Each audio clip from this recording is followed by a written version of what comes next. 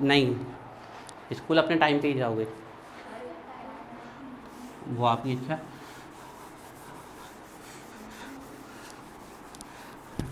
अब इस चैप्टर के मेन टॉपिक में आ रहे हैं, main topic of the chapter डालिए। अब आपका चैप्टर स्टार्ट हो रहा है, यहाँ से बच्चों अब आप लोग पूरी तरीके से फोकस हो जाए। हेडिंग डालिए रेट ऑफ रिएक्शंस या rate of chemical reactions.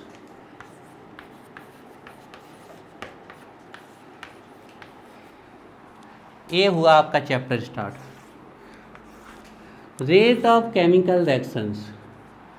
Rate of chemical reactions, गाड़ी की रेट पता करना है तो उसमें मीटर लगा है, मीटर से पता कर लें। लेकिन किसी केमिकल रिएक्शन की रेट कैसे पता करें हम? कोई बता सकता है हमें? थोड़ा आइडिया दो भाई, केमिकल रिएक्शन की रेट कैसे पता करें सृष्टि? जैसे गाड़ी चल रही है, व्हीकल चल रहा है, तो उसमें तो चक्के में उन्होंने मीटर फिट रखा कर है जिसकी रीडिंग ऊपर आती है आपकी कितनी स्पीड से दौड़ रहा है। लेकिन बाइंड की स्पीड के लिए भी आपके मीटर होते हैं, एरोमीटर, उससे पता कर लोगे। तूफान उफान आते हैं ना, तो कह रहे हैं ये 90 किलोमीटर प्रति आवर की स्पीड से तूफान आ रहा है, 80 किलोमीटर प्रति आवर की स्पीड से तूफान आ रहा है। वो तो ठीक है, लेकिन जो चीज़ हमें रिएक्शंस होते ही नहीं दिखती, हमें तो ये दो कंपोनेंट डाले ए और बी, पता इनने कब प्रोडक्ट बना दिया। अब इस रिएक्शन की ऐसे तो आप कह सकते हो कि अरे सर इस रिएक्शन में लगभग 1-2 मिनट लगे हैं। अरे लगभग नहीं, हमें बिल्कुल परफेक्ट चाहिए कि कितने सेकंड कितने मिनट में ये रिएक्शन हुई है आपकी। तो किसी रिएक्शन की रेट कैसे पता करें, कोई आइडिया आप? टाइम पीरियड देख के। तो वही टाइम पीरियड देखें कैसे, एक्चुअल टाइम पीरियड कैसे देखें हम? जैसे हमने मान लो दूध लिया, उसमें नींबू डाल दिया, अब वो दूध फट गया, लेकिन एक्चुअल कैसे? ऐसा तो आप बता सकते हो सर लगभग 20 सेकंड लगे फटने में, लेकिन एक्चुअल बिल्कुल कैसे पता चले कि इतने देर में फट गया? तो इसका तरीका भी साइंटिस्टों ने निकाल लिया है, देखिए कैसे। तो रेट ऑफ केमिकल रिएक्शन क्या होती है, लिखिए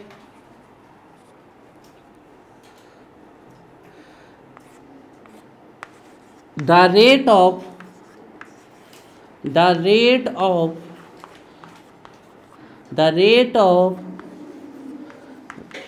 chemical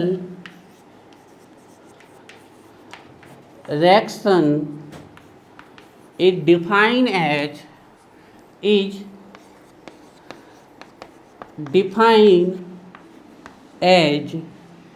change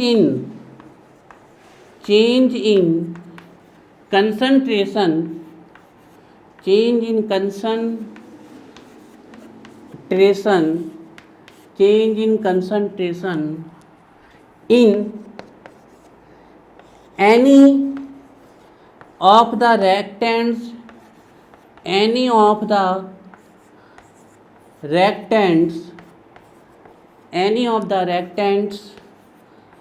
or product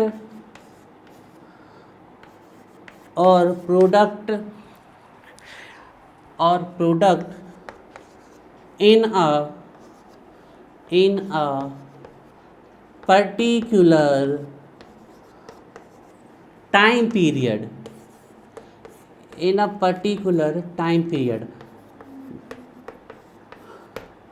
a particular time period, chapter start हो चुका है। आपके एग्जाम में सीधे क्वेश्चन आता है what is rate of reaction, define average rate of reaction and instantaneous rate of reaction. ये पहला तरीका होगा जहाँ से आप रेट लिखना सीखोगे कि रेट आखिरकार लिखी कैसे जाती है किसी रिएक्शन। तो ये पहला तरीका यहाँ से सीखोगे। दूसरा तरीका आप ऑर्डर लॉ से रेट लॉ से सीखोगे, तो वो इसको लिखना सीखते हैं। तो आपके एग्जाम में आ जाती है what is rate of reaction, average rate of reaction और इंस्टेंटेनियस। दोनों रिएक्शन में बिल्कुल सेम है, दोनों रिएक्शन में सिर्फ इसका फर्क आएगा, एवरेज में डेल्टा आएगा और इंस्टेंटेनियस में डी आएगा। कैसे, वो हम बाद में चर्चा करते हैं। किसी रिएक्शन की रेट पता करनी है तो उन्होंने कहा आप कंसंट्रेशन के चेंज को पता करो। तो the rate of chemical reactions is defined as change in concentration any one of the reactants और product in a particular time period. हमने कहा किसी रिएक्शन की हमें रेट पता करनी है, तो हम इस रेट को कैसे पता करें? देखिए, किसी की स्पीड पता करनी है तो टाइम तो वहाँ पर हमें लेके चलना ही पड़ेगा, नहीं तो कैसे पता चलेगा रिएक्शन की? तो एक पर्टिकुलर टाइम में आपको पता करना है कि कंसंट्रेशन में कितना चेंज आया। अगर आप कंसंट्रेशन में चेंज को पता कर लोगे तो आप क्या पता कर लोगे? Rate of reaction. अब कंसंट्रेशन के में चेंज भी दो प्रकार से आ सकता है। कोई रिएक्शन होगी तो दो घटना एक साथ होगी, रिएक्टेंट कमते जाएंगे, प्रोडक्ट यही होगा ना, क्योंकि रिएक्टेंट किस में जाते हैं? प्रोडक्ट में। तो change in concentration any one of the reactants और प्रोडक्ट, इसका मतलब क्या है? या तो भाई आप हमें रिएक्टेंट के कंसंट्रेशन में चेंज बता दो तो भी हम रेट ऑफ रिएक्शन बता देंगे, या फिर आप हमें प्रोडक्ट के कंसंट्रेशन में चेंज बता दो तो भी हम रेट ऑफ रिएक्शन बता देंगे। इससे न्यूमेरिकल भी आएंगे आगे, कोई भी एक चीज़ बता दे, लेकिन एक कंसंट्रेशन में चेंज जस्ट अपोजिट है। रिएक्टेंट के टर्म में इनको बताना पड़ेगा decrease in concentration of reactants. अब आपको समझ में आ रहा है कि डिक्रीज क्यों बोल रहे हैं हम? क्योंकि मान लो हमने 100 आर लिए तो धीरे धीरे करके 100 आर से 10 आर खत्म होंगे तो 10 पी बन जाएंगे, 20 आर खत्म हुए तो 20 पी, तो जैसे ही 20 खत्म होंगे, मान लो एक समय ये 70 खत्म हो गए तो ये कितने बचे? 30, और एक क्या हो गए? 70। तो धीरे धीरे रिएक्टेंट का कंसंट्रेशन क्या होता जाएगा? कम होता जाएगा, और प्रोडक्ट का। तो किसी भी रिएक्शन की रेट पता करनी है तो आपको या तो रिएक्टेंट का कंसंट्रेशन चेंज बता दें या फिर प्रोडक्ट का, और सही बोले हम तो decrease in concentration of reactant बता दे अथवा और increase in concentration of product बता दे। अब आपको ये दो बातें बिल्कुल अपने ध्यान में रख लेनी है। किसी भी रिएक्शन में जो कंसंट्रेशन में चेंज आएगा वो दो तरीके से चेंज होगा। एक रिएक्टेंट के टर्म में कंसंट्रेशन चेंज होगा, उससे भी आप रेट पता कर लोगे। एक प्रोडक्ट के टर्म में कंसंट्रेशन चेंज होगा, उससे भी आप रेट पता कर लोगे। और आपको अब अपने मन से याद रखना है, जब भी रिएक्टेंट के लिखेंगे हम तो हम कंसंट्रेशन चेंज कैसा लिखेंगे? Decrease in concentration of reactants. और प्रोडक्ट के टर्म में लिखेंगे तो हमेशा क्या लिखेंगे? Increase in concentration of reactants. तो आप इस डेफिनेशन को ऐसे नहीं लिखना चाहते तो आप ऐसे भी लिख सकते हो, the rate of reaction is defined as change in concentration in terms of reactant, decrease in concentration of reactant, change in concentration in terms of product, increase in concentration of product in a particular time period। या तो आप हमें reactant का concentration कितने time में कितना decrease हुआ ये बता दीजिए, या प्रोडक्ट का कंसंट्रेशन कितने टाइम में कितना इंक्रीज हुआ ये बता दीजिए। बिल्कुल इसका साइंटिफिक तरीका है कि रिएक्टेंट के पहले 100 मोल लिए थे तो 100 मोल में से 70 बचे, 30 मोल खर्च हो गए इतने, तो ये 30 मोल कितने समय में घटे हैं वो अगर हमें बता दे। मान लीजिए 30 मोल घटे आपके 5 सेकेंड में, 5 सेकेंड में घटे आपके, तो आपका हम कह देंगे 6 मोल कैसे घटे? 1 सेकेंड में। तो हमारी रेट ऑफ रिएक्शन क्या आ जाएगी? 6 मोल। अब ऊपर कंसंट्रेशन रखा है तो यहाँ कंसंट्रेशन का मतलब मोलरिटी है, ध्यान रखिएगा पूरे चैप्टर में हम अभी लिखवा देते। तो यहाँ 6 मोल पर लीटर पर सेकेंड, ये रिएक्शन की रेट आ गई।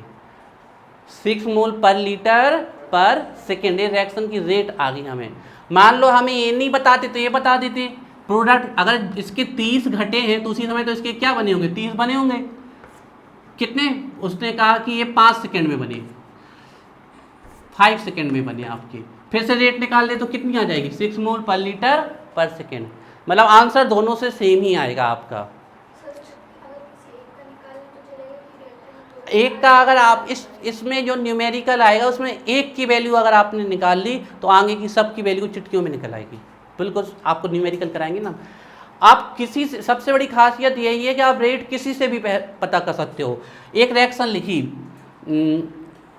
N2 + 3H2 + 2NH3, आप में से अगर सिर्फ किसी एक की रेट बता दे तो आप सब की रेट अपने आप बता दोगे। अगर वो अब इसकी रेट क्या होगी? डिक्रीज, क्योंकि ये क्या है? रिएक्टेंट है। इसकी भी क्या होगी? डिक्रीज, और इसकी क्या होगी? इंक्रीज। तो वो हमें decrease in concentration of H2 इसकी रेट बता दे तो हम सब की रेट अपने आप बता देंगे, हम बताएंगे नहीं, एक की रेट अगर बता गया हो तो हम इन सब की रेट ऑटोमेटिक ही बता देंगे, न्यूमेरिकल सॉल्व करके दिखाएंगे, बड़ा सिंपल न्यूमेरिकल है। तो आपको क्या अभी ये पता चला कि किसी भी रिएक्शन की रेट हमें पता करना है तो उसके लिए साइंटिफिक तरीका क्या है, कंसंट्रेशन में चेंज को पता करना इन अ पर्टिकुलर टाइम पीरियड। अब एक कंसंट्रेशन में चेंज भी दो प्रकार का है इस पूरे चैप्टर में, ध्यान रखिएगा। एक तो रिएक्टेंट के टर्म में जो चेंज इन कंसंट्रेशन होगा वो डिक्रीज इन कंसंट्रेशन होगा, और प्रोडक्ट के टर्म में इंक्रीज इन कंसंट्रेशन। सिंपल सी बात है, रिएक्टेंट किस में जा रहे हैं, प्रोडक्ट में, तो प्रोडक्ट बनना चालू करेंगे तो इसका कंसंट्रेशन इंक्रीज होगा और रिएक्टेंट का क्या होगा, डिक्रीज होगा। ठीक है, तो इस प्रकार से हम रेट ऑफ रिएक्शन पता करते हैं। इसका फॉर्मूला लिखते हैं।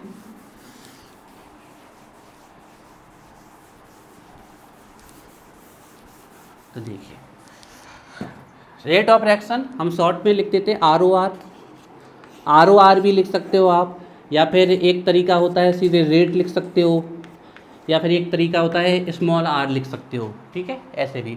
तो रेट ऑफ रिएक्शन कैसे पता करते हैं हम,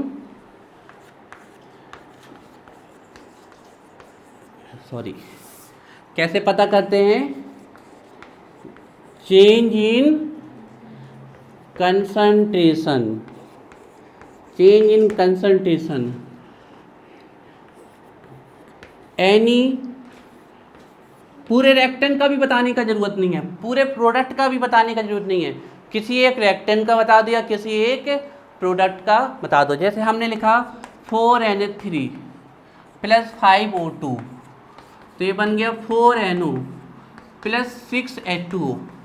आप इसमें से किसी एक का बता दो हमें, सिर्फ एक का, सभी रिएक्टेंट का नहीं, any one of the reactant, चाहे इस रिएक्टेंट का बता दो चाहे इसका बता दो, ये नहीं इन दोनों के बताने की जरूरत नहीं है, किसी एक रिएक्टेंट का बता दो या फिर किसी एक का। अब आप कहोगे सर ये कैसे होगा, ये आपके सामने ही हम करेंगे।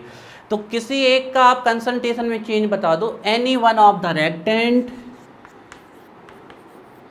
Any one of the reactant और प्रोडक्ट। ध्यान रखिएगा, एक से काम चल जाएगा हमारा, वो हम आपको समझाएंगे। तो change in concentration any one of the reactant और प्रोडक्ट, और नीचे क्या रहेगा आपका, time period. This is the sign of rate of reaction. अब इसको हम और कितने तरीके से लिख सकते हैं ये हमें बताएगी महक। रेट ऑफ रिएक्शन को हमें अगर इस फॉर्मूले से नहीं लिखना तो फिर नया फॉर्मूला क्या बन सकता है महक, change in concentration of reactant के टर्म में लिखें तो क्या लिख सकते हैं हम, decrease in concentration of reactants. आप बहुत बढ़िया, decrease in concentration of reactants, time तो बताना ही पड़ेगा कितने समय में डिक्रीज हुआ, तो हम इस तरीके से भी बता सकते हैं, या तो ये वाला फॉर्मूला लगा दो या ये वाला। नहीं और नहीं, ये तीनों फॉर्मूले लिखने हैं, और नहीं लिखना है इसमें। इसके लिए बता दो श्रेयांश, कोई और तरीका है, reactant, increase in concentration of reactant, product. ध्यान रखना, ये गलती मत कर जाना।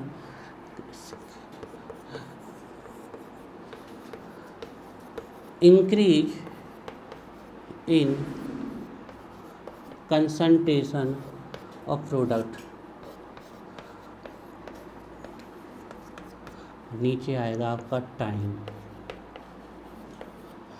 अब एक थोड़ा सा हम आपको, आपने भले ही एक चीज़ पढ़ी है लेकिन तीन कॉन्सेप्ट यहाँ से तैयार हो गए, बताते हैं क्या। रेट ऑफ रिएक्शन, अच्छा चेंज का मतलब होता है पॉजिटिव भी हो सकता है नेगेटिव, तो ये ऑटोमेटिक हमें ध्यान रखना पड़ेगा। रिएक्टेंट के टर्म में चेंज इन कंसंट्रेशन कैसा होगा, डिक्रीज इन कंसंट्रेशन, किसना सुन रहे हो, और प्रोडक्ट के टर्म में चेंज इन कंसंट्रेशन कैसा होगा, इंक्रीज इन कंसंट्रेशन। रहने दो जनरल, अभी बार बार कब तक रिकॉर्डिंग पोज करेंगे, लाइट वाले परेशान कर रहे हैं।